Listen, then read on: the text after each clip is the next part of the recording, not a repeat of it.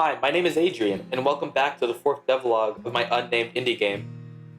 I'm creating a top-down isometric platformer with bullet hell and roguelite elements, and in this video, I'll be adding 3 new bosses in my game, as well as finishing up the primary gameplay loop.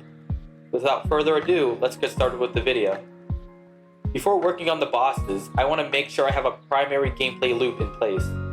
For those of you who don't know what that is, basically, a primary gameplay loop consists of a cycle of actions that you'll repeat over and over again within a game. I think I've talked about this in my very first devlog, but I don't really think I went into too much detail, so allow me to explain it again. And for those of you who don't care about this, you can skip to this part of the video where I talk about bosses. The first place the player will start out in is the hub. The hub will hold all kinds of things such as shops, and will also have your means of choosing levels. The bounty board. On the bounty board, there will be a selection of different bounties, with each bounty having a different reward, a different boss, and a different difficulty tied to them. You can choose these bounties in any order you like, similar to the Robo Master selection screen from the Mega Man series. And once you choose a bounty, your player will be instantly transported to the start of a level. There are 3 floors in each level, and to get to the next floor, the player will have to get to the teleporter at the end of each floor. After the 3rd floor, you'll reach the boss room, and once you defeat the boss, you get money, and you'll be able to teleport back to the main hub, where you can select a new bounty.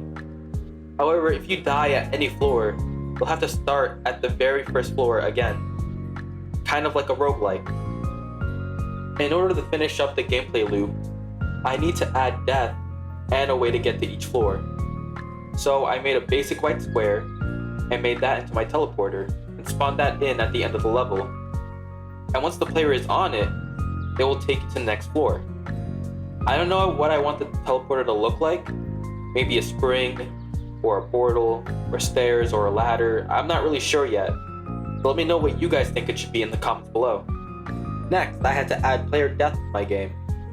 So I made a death sprite for the player, and I put it over the player when their HP was 0. And then I also turned the background black to make it more obvious that you died, with text that fades in and gives you the option to either restart the level or go back to the hub. This death screen isn't final, but you know what they say. As long as it works, that's what matters. Now it's time for the core part of the video, the bosses. I felt like making bosses would be difficult because when it came to most prototypes, I'd never gotten far enough into development to actually create bosses, so I wasn't sure on how to go about creating one.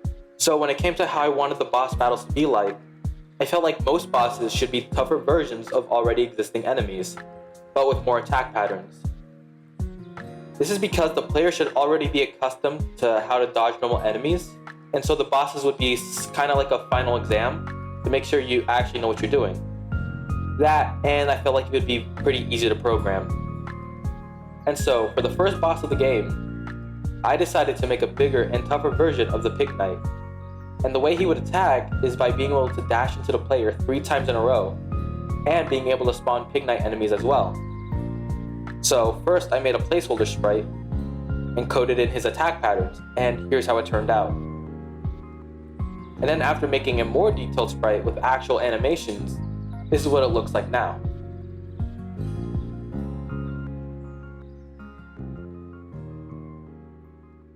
Since we have a medium-sized mushroom enemy and a smaller-sized mushroom enemy, I think it's about time I add a huge mushroom as the boss.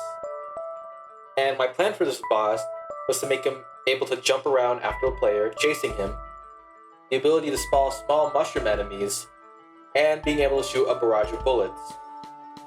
And so, once again, after making another placeholder sprite and messing around with code, this is what I got. And after updating the sprite, this is what it looks like now.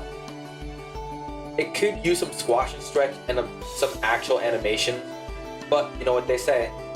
As long as it works, that's what matters. The last and final boss for this video is the giant golem enemy. So the idea for this boss is that it would have the ability to charge at the player while being invincible at the same time.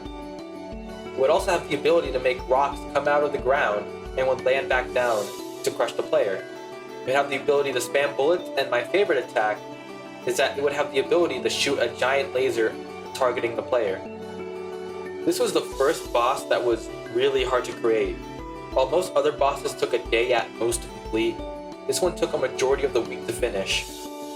This is because the boss isn't basing its attack on any existing enemies in the game, so I had to create everything from scratch.